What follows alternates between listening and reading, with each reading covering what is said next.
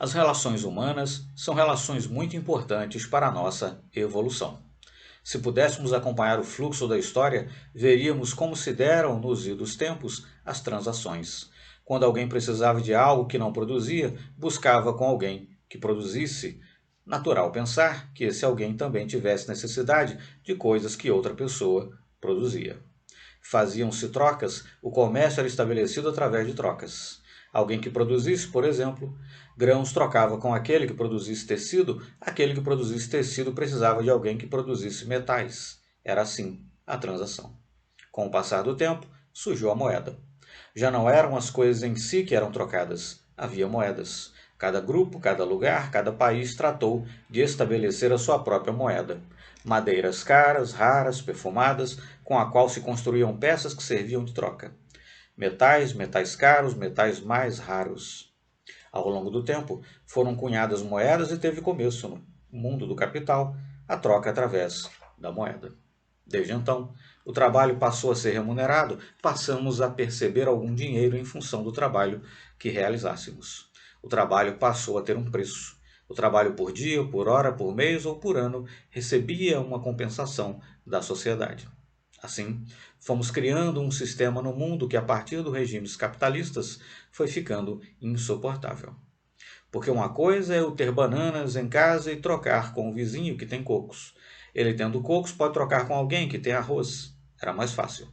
Mas, quando passamos a ter essas relações econômicas na base da moeda, na base do dinheiro, é preciso ter dinheiro porque tem alguém que vende, naturalmente, tem alguém que compra.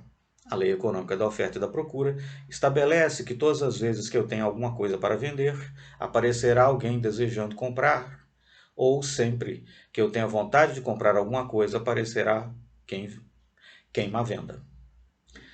Desse modo, criamos uma estrutura social ou uma estrutura socioeconômica em que é inadmissível vivermos sem dinheiro. Surgiram os problemas financeiros, os problemas econômicos. Quando acompanhamos hoje em dia os noticiosos, percebemos que há pessoas que vivem com muito pouco. Há pessoas que vivem com $1 por dia, menos de $1 por dia, até os indivíduos que ganham centenas de dólares por minuto. Encontramos na Terra uma disparidade muito grande. Pessoas que ganham muitíssimo, pessoas que ganham pouquíssimo, pessoas que não ganham nada. Situando essa questão ao nível da classe média, verificamos que grandes problemas que surgem no seio familiar, na relação entre casais, têm sido o problema financeiro, a falta de dinheiro. Natural que temos que levar em conta o estilo de vida que adotamos ter, que passamos ter. Os problemas econômicos, financeiros decorrem muitas vezes, na classe média, desse status em que nos situamos. Nas conversas em geral, as pessoas dizem: eu não posso baixar meu nível, não quero baixar meu nível. Isso não é compatível com o meu nível de vida. Quando temos que viver sem aquilo que é compatível ao nosso estilo de vida, nos tornamos pessoas muito infelizes. Vale a pena pensar qual a solução que daremos para esses problemas financeiros, para que nossa vida não dependa disso, dessas questões, para que possamos, mesmo na necessidade, aprender a viver melhor. Cada vez que nos dermos conta de que o dinheiro está sendo um problema para a nossa vida, primordialmente deveremos considerar que as pessoas à nossa volta não têm nada a ver com isso. Assim, não deverei transferir para minha esposa ou a esposa para seu marido, ou filhos, ou para quem conosco conviva, essa irritabilidade pela questão financeira. Precisamos verificar como resolvemos isso, desde que não temos como ganhar dinheiro fácil. Importante pensar que poderemos descer um pouco do nosso pedestal e ajustar a nossa vida como quem vai apertando um parafuso cuja peça esteja frouxa. Não significa que teremos que ir nos miserabilizando, mas que temos que aprender a viver com o que temos e não com aquilo que imaginaríamos ter.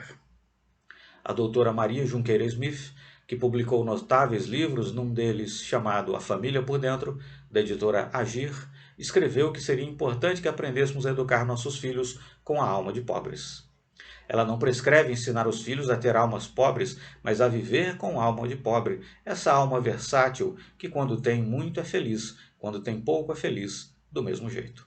Se aprendermos a viver dessa maneira, num dia em que não pudermos consumir produtos caros, nos serviremos de produtos mais em conta. Não estamos fazendo proposta de que as pessoas abram mão do seu sonho. Queremos propor que elas não se infernizem por causa da falta de dinheiro. É muitíssimo importante saber que as autoridades que teriam que nos pagar, os governos, os patrões, têm o poder de mexer na nossa conta bancária, no nosso bolso, porém, não deveremos lhes dar o direito de mexer no nosso coração, na nossa alma. Façamos movimentos por melhores salários, aprendamos a crescer, a melhorar a nossa condição profissional, a dar um pouco mais de nós, porque há um dado que passa despercebido de muita gente. Todos querem aumento de salário, é natural, é compreensível. Contudo, pouquíssimas são as pessoas que melhoram o trabalho que realizam. Não se esforçam por se aprimorar, por se aperfeiçoar, fazem tudo da mesma maneira que sempre fizeram. Entretanto, desejam sempre maior reconhecimento.